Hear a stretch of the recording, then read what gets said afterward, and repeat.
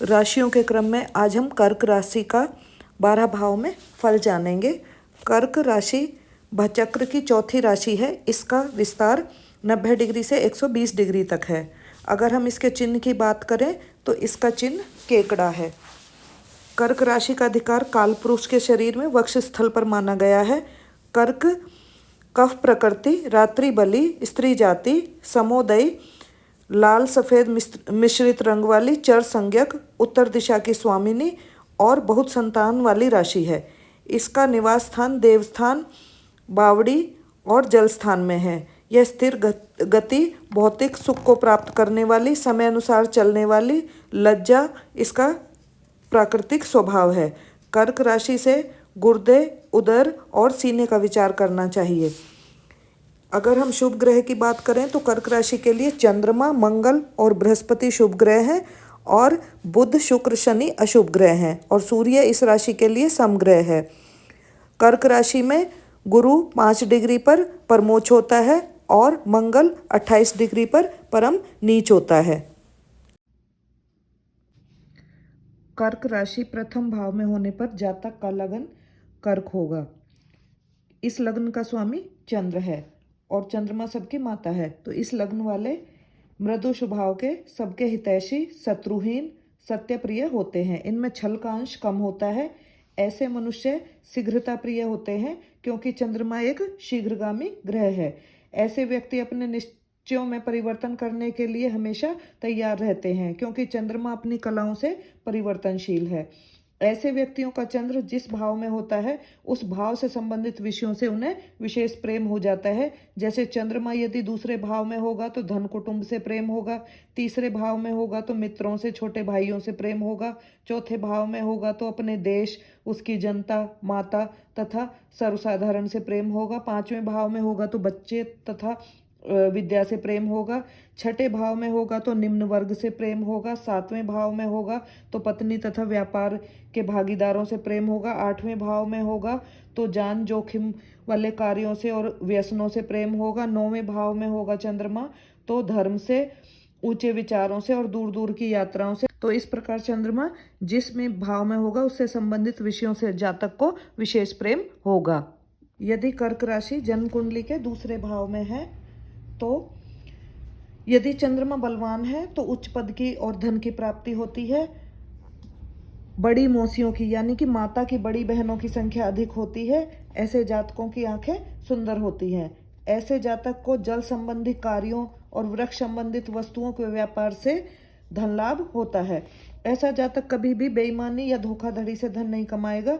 उसे अपनी साफ सुथरी कमाई पसंद होती है। ऐसे जातक आर्थिक रूप से साधारण ही होते हैं।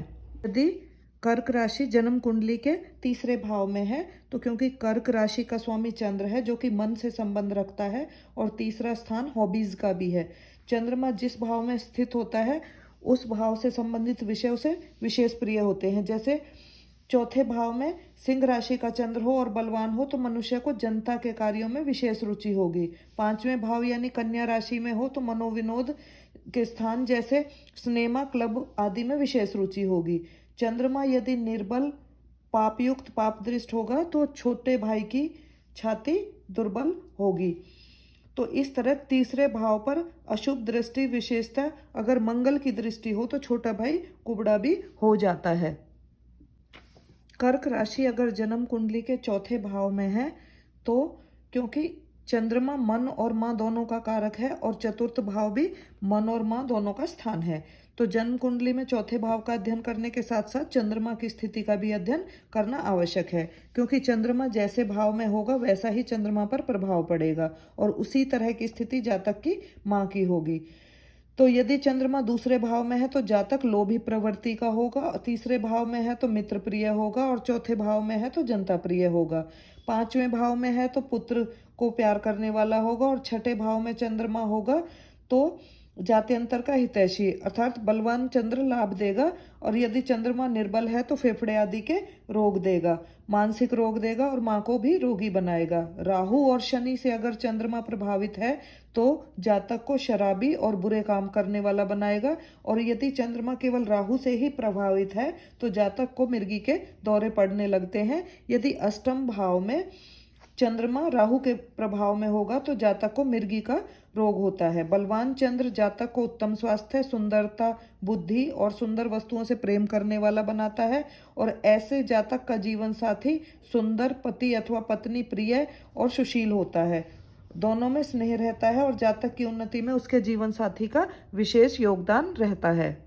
यदि जन्म कुंडली के 5वें भाव में कर्क राशि है तो चंद्रमा की स्थिति का अच्छी तरह अध्ययन करना चाहिए, क्योंकि चंद्रमा के उच्च या बलवान होने पर जातक की स्मरण शक्ति अच्छी होगी और उसे विद्या उच्च स्तर की प्राप्त होगी।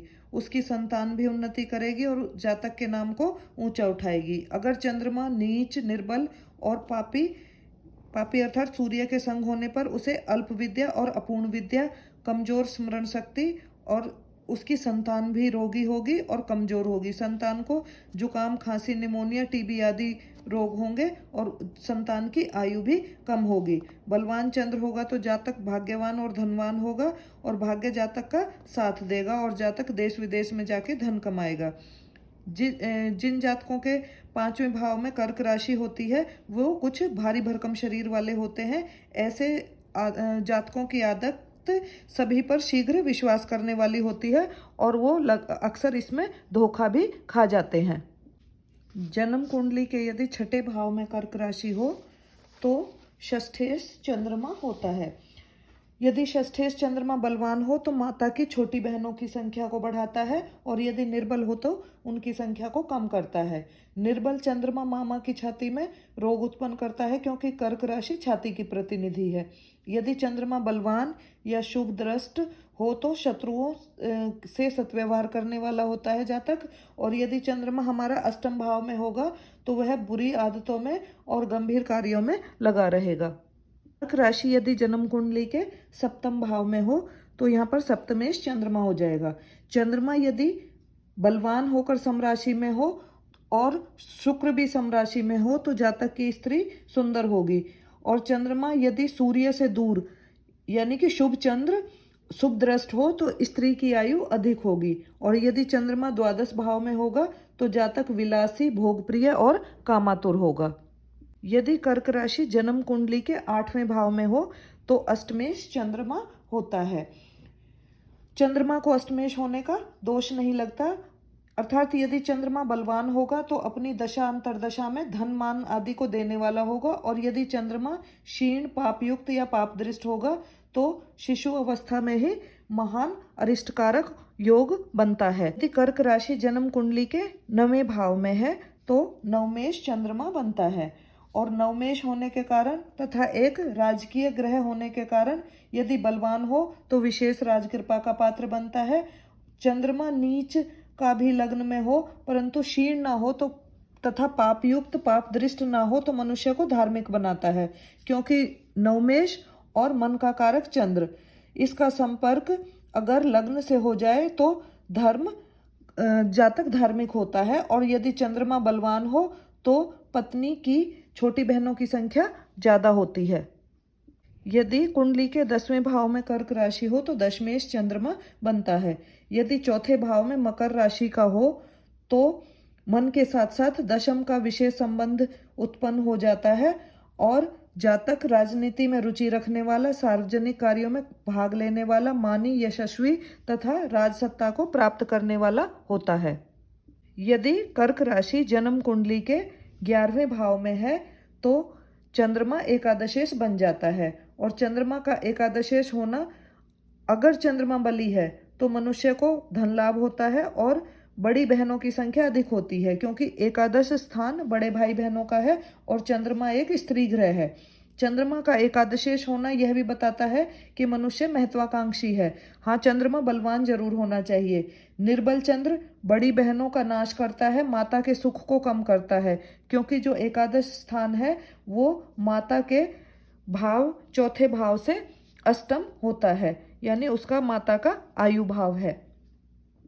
यदि कर्क राशि जन्म कुंडली के 12वें भाव में है तो चंद्रमा द्वादशेश हो जाता है, और द्वादशेश होने का अर्थ है कि मनुष्य को भोग ज़्यादा प्रिय है, विशेषतः तब जब चंद्रमा का संबंध लग्न या चतुर्थ भाव से या इनके स्वामियों से होगा। यदि चंद्रमा क्षीण नहीं है तो प्रत्येक भाव में शुभ फल करता है, क्योंकि जैसे चंद्रमा को अष्टमेश होने का दोष नहीं लगता, ऐसे ही चंद्रमा को द्वादशेश होने का दोष भी नहीं लगता। चंद्रमा लग्न की तरह ही है, अतः शुभ ही है। धन्यवाद।